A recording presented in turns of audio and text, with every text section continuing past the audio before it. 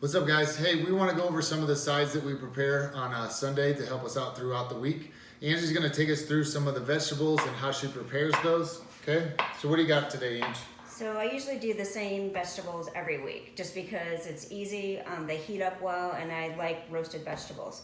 So it's usually a combination of fresh mushrooms, zucchini, some yellow squash, and then usually a red pepper, but I just didn't happen to have one.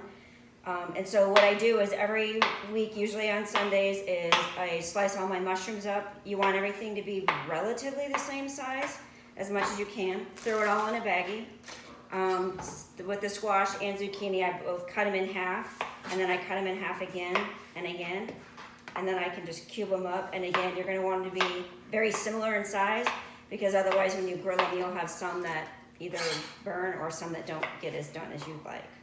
So I'm just going to cut these up. So how many zucchini do you have in here, in this bag? She puts it all in this bag here. So in 1 week, I'll do usually one good sized zucchini, one decent sized summer or yellow squash, a carton of mushrooms, which is 8 ounces of mushrooms, one red pepper. So I'll put all that in a bag, add olive oil and seasoning, which I'll show you here in a second. So how many? That lasts for the 2 of us. It's usually about 3 meals.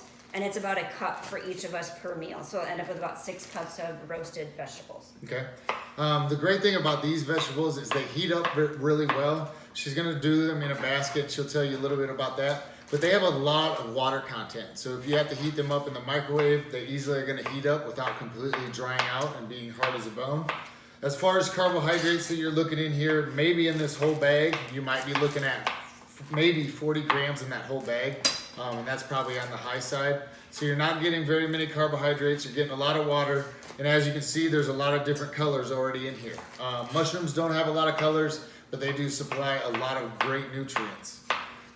We can pair this thing with about anything throughout the week, whether it's chicken, pork, whatever the case may be.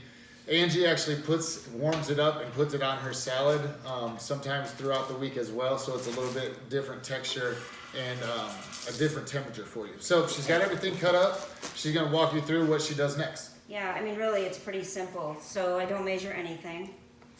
Olive oil, I just use like extra virgin olive oil.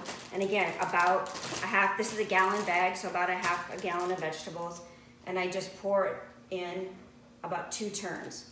So I would say in total, it's probably less than a 1/4 cup of olive oil. And then my seasonings, I'm kind of a seasoning hound because I cook a lot. So I buy Penzi spices, and so I usually get some of their pre-blended seasonings. This happens to be a Cajun seasoning. I'll put it on chicken, I'll put it on beef, but it's also great on vegetables.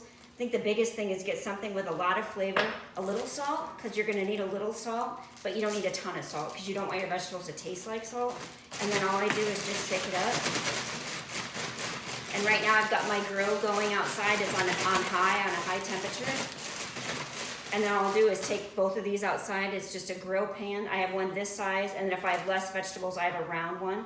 I take that out, just pour the bag on here, set this on the grill, put the lid down, and then I'll stir it maybe every 7-8 minutes. And after about 15 to 20 minutes, when they look like they're done, I take them off the grill. I do let them sit to room temperature so that when I put them in the containers, they're not hot and steaming up inside the container. But let them sit to room temperature, put lids on them, throw them in the fridge, and I've had them as much as 4 or 5 days later, and they taste just fine.